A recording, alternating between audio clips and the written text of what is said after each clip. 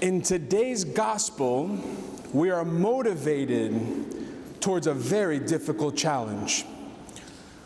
We are challenged to step outside of our comfort zones. And we see in the gospel reading of which we just heard, in Luke 5:4-6, getting into one of the boats, which was Simon's, Jesus said to put out a little from the land. And he sat down and taught the people from the boat. And when he had ceased speaking, he said to Simon, "Put out into the deep and let down your nets for a catch." And Simon answered, "Master, we toiled all night long and took nothing, but at your word I will let down the nets." Christ gives him this challenge, and Simon begins to give excuses. We worked hard. We already cleaned the nets. We've done this over and over again. We had caught nothing out of the result. But he gives in by basically saying, "By your will, if you insist." And when he pulled out in the deep, he casted his nets at the side of the boat, and the blessings began to come, filling the nets. And the blessings were so abundant that he needed help to bring the blessings into the boat. And indeed, those nets were breaking, and the boat began to sink. Now Simon, as well as the others, by trade, were fishermen. So we have to assume, of course, they knew what they were doing. They might not have been good at it as they didn't catch any fish, but we have to assume that they knew what they were doing as this was their trade. And in the same manner, we too, many times, think we know what's best for us. We create our boundaries by creating behaviors and essentially doing the same things over and over again by repetition, having schedules and so on. We build comfort in these intangible things, whether it's our homes, wealth, jobs, anything, whatever it is. We create these boundaries for ourselves. And this comfort zone is a place that we truthfully live in. And every decision that we make can either be catapulted or inhibited by these comfort zones. But when we step outside of these boundaries, when we leave that comfortable, perfect place that we've created for ourselves, we begin to push our limits. And when Jesus told the fishermen to go out into the deep, he was pushing his limits. As we hear, they were using nets. And I love fishing. If anyone knows who has ever used a net, you don't go out into deep sea fishing with a net. There's no need for it, because you're not going to catch anything because the fish will break, or the fish are too small and they're too fast and there's so much water, the weights won't actually go around the fish. So even with their logic, there's no reason for me to be going out in the deep. My nets won't even work out there. But clearly, something happened outside of their logic, outside of their hesitation. And these people, these disciples, future disciples of him, were stumped. Because what they thought they knew probably more than Jesus when it came to fishing, they were stumped. This man told them to go out into the deep and let down these nets where we're not meant for that at all. And what happened? They caught so many fish that the boats began to sink. And this isn't the first challenge of coming out of the comfort zone. He asks them again later on to leave everything behind and to follow him.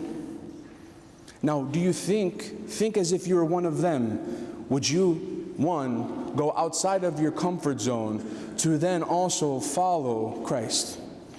And there are times in our life that we have to understand where we have to go outside of our comfort zones. We have to do these things because there'll be times where we have to make decisions with our jobs. There'll be times where we have to make decisions with our lives, whether we're moving somewhere if we need to move somewhere, or we need to go to college for the younger ones, or college even for the older ones. We never know. But it's going outside of our comfort zone that allows these for decisions to actually happen. The things that stop us, though, are the questions, are the doubts. Are we going to do this? What if it fails? What if it backfires? What are we left with then? Is it worth the risk? these hesitations, these questions are what stop us from accepting the challenge that Christ gave us today. And I'm challenging us as well to do it.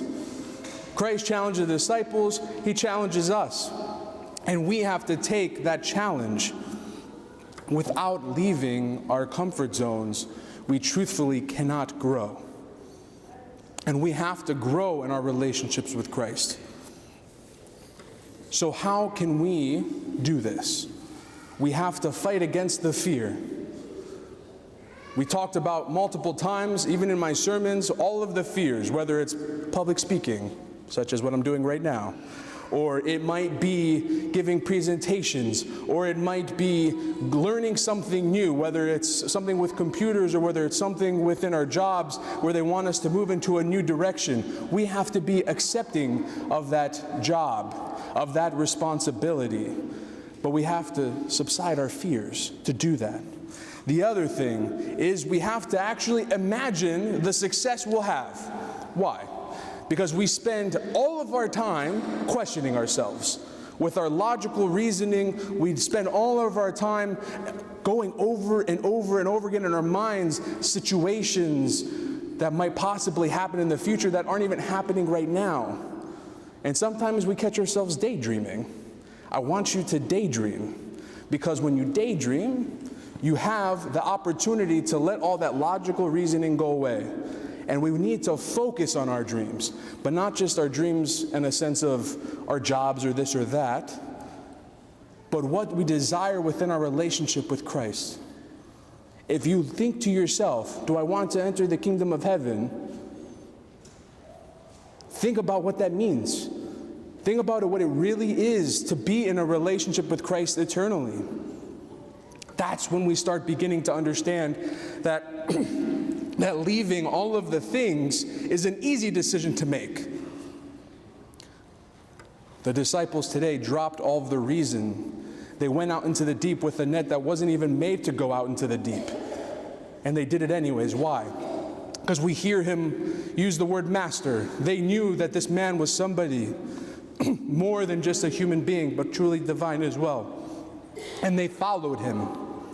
And then again, they asked him. They dropped everything and they followed him. The logic went away. The daydreaming of following this man, following God, became easier and easier the more we don't think about it as much. If we can do it by ourselves, then we surely can do it with others. When the fish came, Simon needed help. And he needed help to receive all of the fish that were coming in. Our lives are meant in the same manner.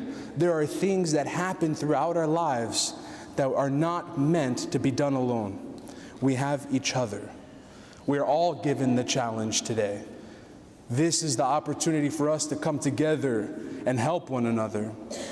And I want to conclude today with a wonderful quotation that I found as I've done some reading as well. And it's found in the book of Biblical Solutions to Everyday Problems by Kent Crockett.